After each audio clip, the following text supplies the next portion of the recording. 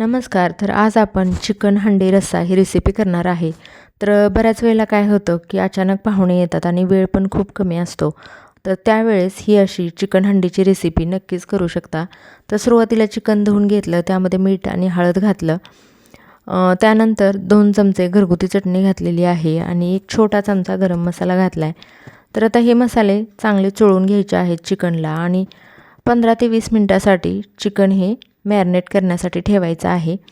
तसंच इथे मी जिरे घेतलेले आहेत, दालचिनी, वेलची आणि लवंग घेतले. तर हे फक्त गरम करून घ्यायचं आहे.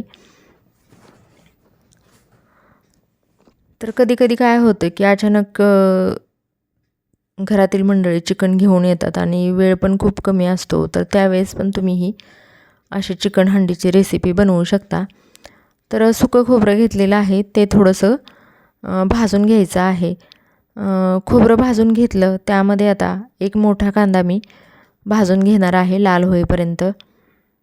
तर हे पहा, खूप कमी मसाले आणि हे अशा प्रकारचं चिकन पटकन होतं.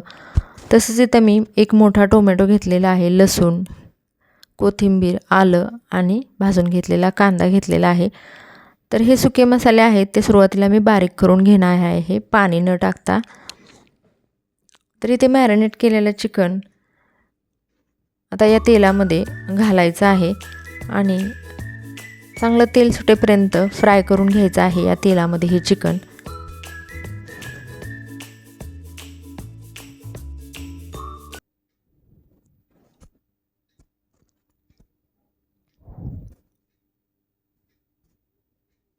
तसंच तुम्हाला ही रेसिपी कशी वाटली ते कमेंट करून नक्की कळवा.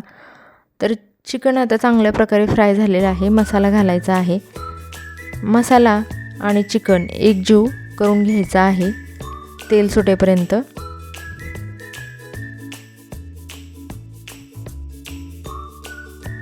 याच्यावरती आता झाकण ठेवायचं आहे.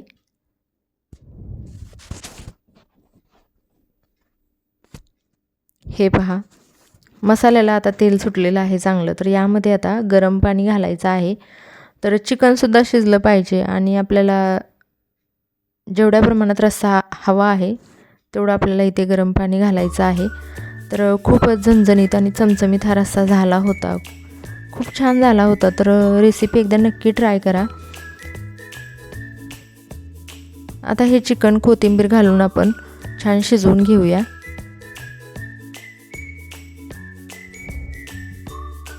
आणि हंडीमध्ये असल्यामुळे तर 15 ते 20 मिनटात आपली ही चिकन हंडी रस्सा तयार होतो.